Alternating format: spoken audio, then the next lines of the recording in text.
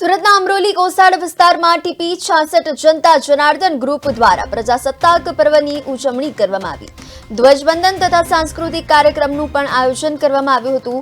આ ટીપી 66 જનતા જનાર્દન ગ્રુપમાં આજુબાજુની 50 જેટલી સોસાયટીના લોકો અને 500 કરતાં પણ વધારે બાળકોએ ભાગ લીધો હતો।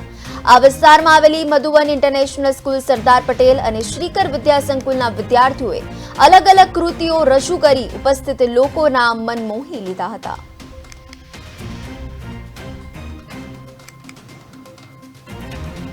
વિસ્તારની અંદર ટીપી 66 જનતા જનાર્દન ગ્રુપ, ટીપી 66 ના નામથી ઓળખાતું આ ગ્રુપ, જેની અંદર 50 કરતાં વધારે સોસાયટીઓ આવેલી છે। આ ટીપી 66 ગ્રુપની અંદર ઘણી બધી અગ્રગણ્ય શાળાઓ પણ આવેલી છે, જેમાં મધુવન ઇન્ટરનેશનલ સ્કૂલ, સરદાર પટેલ વિદ્યાસંકુલ તેમજ શ્રીકર વિદ્યાસંકુલના સાથ અને સહયોગથી આજે 76મા પ્રજાસત્તાક પર્વની ઉજવણી નિમિત્તે ધ્વજવંદન તેમજ ભવ્ય સાંસ્કૃતિક કાર્યક્રમનું આયોજન કરવામાં આવેલું છે।